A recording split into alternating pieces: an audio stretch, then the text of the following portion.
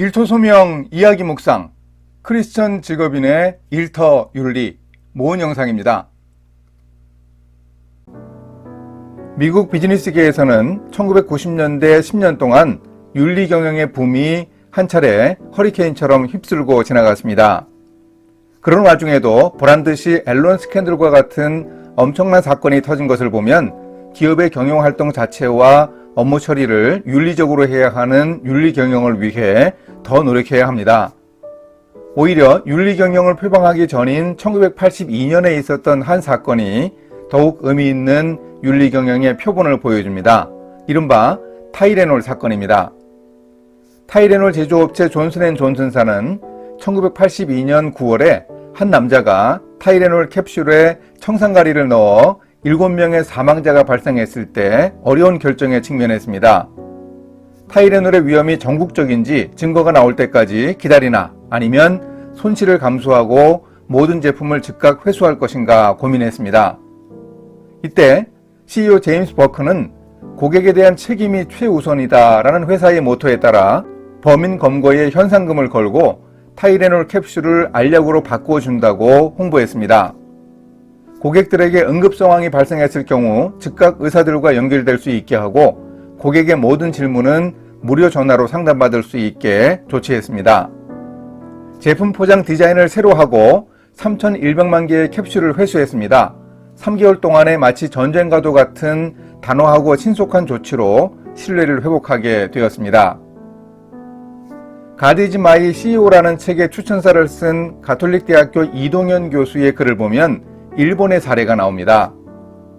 우유 저장 탱크 청소를 소홀히 해서 15,000명이 식중독에 걸리게 한 유키지루시 유업 사건이 있었습니다.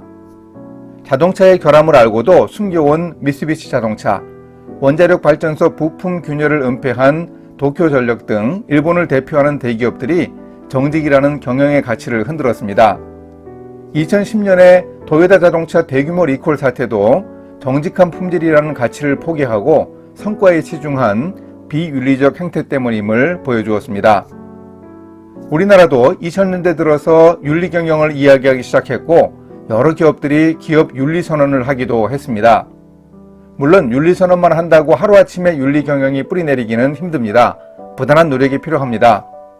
이런 윤리 경영이 제대로 뿌리내리게 하기 위해서도 일하는 사람들이 정직이라는 가치를 중요하게 생각하고 실천하는 노력이 꼭 필요합니다. 우리 크리스천 직업인들이 더욱 노력해야 합니다. 또한 우리에게는 윤리가 강조되고 정직이 요구되는 상황이 기회가 아닐 수 없습니다. 일터에서 정직이라고 하면 바로 우리 크리스천들이 가장 먼저 떠올라야 하지 않습니까? 우리의 트레이드 마크는 바로 정직함이어야 합니다. 산상수훈에서 소금과 빛으로 하나님 나라 시민의 정체를 비유하시며 예수님이 하신 말씀을 우리가 잘 알고 있습니다. 이같이 너희 빛이 사람 앞에 비치게 하여 그들로 너희 착한 행실을 보고 하늘에 계신 너희 아버지께 영광을 돌리게 하라. 우리는 어두운 세상에 빛을 비추어야 하고 부정과 비리가 많은 일터에서 소금의 역할을 해야 합니다. 물론 우리 사회의 부조리한 현실 속에서 정직하면 이익을 보기 힘들고 주로 손해를 봅니다. 이익을 얻는 모든 비즈니스가 부정직한 것은 아니지만 정직해서는 제대로 이익을 내기 힘든 불합리한 상황도 있습니다. 하지만 그것은 단기적으로 보았을 때의 결과입니다. 장기적으로 정직을 실천하면 결과가 달라질 수 있습니다. 시간이 흘러도 계속 정직한 모습을 보이면 사람들이 어쩔 수 없이 인정해 주기 시작합니다. 그래서 정직해도 이익을 얻는 결과를 얻어낼 수 있습니다. 정직한 태도를 유지하는 과정에는 손해와 실패가 있기에 고통스럽습니다. 이 과정을 견디지 못하고 좌절할 수도 있습니다. 그런데 이 과정을 잘 견디면 우리는 정직함을 통해서도 일을 제대로 해낼 수 있고 인정받을 수 있다는 사실을 사람들에게 보여줄 수 있습니다. 이것이 정직한 크리스천이 윤리의 고지를 점령하는 방법입니다. 우리의 착한 행실로 사람들이 하나님께 영광 돌리게 하는 복된 일입니다. 함께 기도하십니다. 하나님, 정직함이 능력으로 인정받을 수 있는 시대인데 정작 제가 정직함을 제대로 보여주지 못한 연약함을 용서해 주소서. 윤리의 고지에는 반드시 깃발을 꽂는다는 각오로 정직함과 진실함을 일터에서 실천할 수 있도록 믿음과 용기를 더하여 주소서. 예수님의 이름으로 기도합니다. 아멘. 일의 즐거움이라는 책을 쓴 데니스 바케의 이야기에 주목하면 일터에서 정직해야 한다는 의미를 잘 이해할 수 있습니다. 데니스 바케는 성경적 가치관을 가지고 세계 최대의 발전소 기업인 AES를 창업해서 경영을 했습니다. 그는 기업의 공유 가치를 4가지로 정했습니다. 온전함, 공정함, 사회적 책임, 그리고 즐거움이었습니다. 정직, 신실, 고결, 완전 등의 뜻을 가진 인테그러티를 가장 앞세우는 핵심 가치로 삼았는데 그 가치를 실제로 기업 현장에서 실현했다는 사실이 매우 인상적입니다. 데니스 바케는 정직이 비즈니스에 실제적인 도움이 되기 때문에 정직해야 하는 것이 아니라고 말합니다. 그러면 왜 정직하게 일해야 할까요? 정직은 본래 옳은 가치이고 하나님이 우리 크리스천 직업인에게 기본적으로 요구하시는 것이기 때문이라고 합니다. 따라서 정직의 실천은 당연한 일이지 칭찬받기 위해서나 그렇게 하면 어떤 다른 도움을 얻기 때문이 아니라고 주장합니다. 그의 이런 결심에는 성경적인 가치를 지키기 위해서 손해를 감수하는 일도 기꺼이 한다는 용기가 배어 있습니다. 그가 추구하는 가치대로 AES 발전소의 운영을 실제로 했다는 점 역시 높이 평가되어야 합니다. 우리는 과연 이런 정직의 실천을 어떻게 해낼 수 있을까요? 일터에서 정직을 실천하기 위해 필요한 것이 있습니다. 그것은 하나님을 철저하게 신뢰하는 강한 믿음입니다. 믿음 없이 우리의 정직함은 지속되기 힘들고 또한 강력한 영향력을 발휘하기도 힘듭니다. 6일 약국 갑시다에서 정직한 비즈니스를 간증한 김성호 메가넥스트 대표의 비즈니스 성공 비결을 나름대로 분석해 보았습니다. 첫째는 자영업자 마인드라고 표현하는 열정이고 또 하나의 중요한 원리가 바로 정직함이었습니다.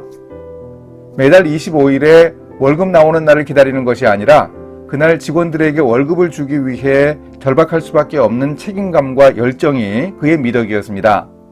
그리고 그가 일하면서 보여준 초지일간의 미덕이 바로 정직이었습니다. 군대 시절 김성호 대표는 의무대에서 근무했는데 휴가 나가는 고참병들이 가방을 내밀었습니다. 가방에 약들을 가득 채워서 휴가를 나가 가족이나 동네 사람들에게 나눠주는 비뚤어진 대민봉사 전통이었습니다. 그것을 하지 말자고 이야기해도 먹힐 리가 없었습니다. 그래서 본인이 휴가를 갈 때 아무것도 안 가지고 빈손으로 나갔습니다. 그 뒤에 고참병들의 가방의 크기가 줄어들기 시작하더니 제대할 무렵에는 그런 못된 전통이 없어지기 시작했다고 합니다. 본인이 정직의 실천을 시작하지 않으면 힘듭니다. 다들 그렇게 한다고 나도 묻어가면 영원히 우리 일터에서는 정직함을 볼 수 없습니다.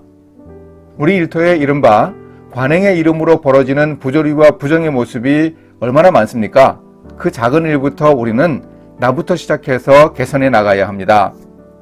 김성호 대표가 한 회사를 경영하게 되었을 때 그렇게 정직하게 다 밝히면 손해보는 것을 거래하는 회사도 알고 자신도 알고 있었습니다. 그런데 눈 한번 감고 정직하게 손해보는 길을 택했습니다.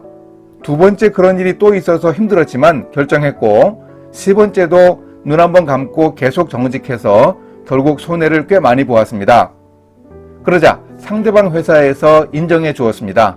정직한 사람, 정직한 기업으로 인정하여 더 많은 물량을 주문해 주어서 예전에 손해본 것을 다 보상받고도 남았다고 합니다. 이런 간증이 가슴 벅차게 합니다. 힘들었지만 상대방이 알아줄 때까지 정직함을 반복하여 손해본 것도 다 보상받았습니다. 할렐루야를 외치지 않을 수 없습니다. 그런데 정직함과 성실함이 언제나 그렇게 보상받는 것은 아닙니다. 세상에서 정직하게 살아가는 사람들의 결단은 대부분 제대로 보상받지 못합니다. 그래서 천국 상급이 의미 있는 것이고 예수님의 말씀에 따르면 우리는 받지 못한 보상을 천국에 저축하는 것입니다. 예수님은 외식하는 바리새인들이 구제하고 기도하고 금식하는 것을 공개적으로 하여 칭찬 듣는 것에 대해 이렇게 말씀하셨습니다. 그러므로 구제할 때에 외식하는 자가 사람에게서 영광을 받으려고 회당과 거리에서 하는 것 같이 너희 앞에 나팔을 불지 말라. 진실로 너희에게 이르노니 그들은 자기 상을 이미 받았느니라. 자기 상을 받다는 대금을 지불하고 영수증을 주다라는 뜻으로 비즈니스 용어입니다. 예수님이 요셉 목공소를 경영하시지 않았습니까? 일할 때 자주 사용하던 이 말은 외식하는 종교인들에게 남겨진 상이 없다는 뜻입니다. 그러나 세상에서 사람들에게 보상받지 않은 사람은 은밀한 중에 보시는 하나님이 다 아시고 나중에 갚아주십니다. 이 세상에서 받는 보상이 없거나 적어서 서운할 수 있지만 우리는 천국에서 하나님이 주실 상급을 기대해야 합니다. 함께 기도하십니다. 하나님 아버지, 본래 의롭고 진실하신 하나님이 우리에게도 정직하라고 요구하심을 잘 깨닫고 일터에서 정직하기 위해 노력하겠습니다. 정직하게 일하고 살아가다가 어려움을 겪어도 천국 상급을 기대하며 침묵 정진할 수 있도록 용기와 믿음을 더하여 주소서. 예수님의 이름으로 기도합니다. 아멘.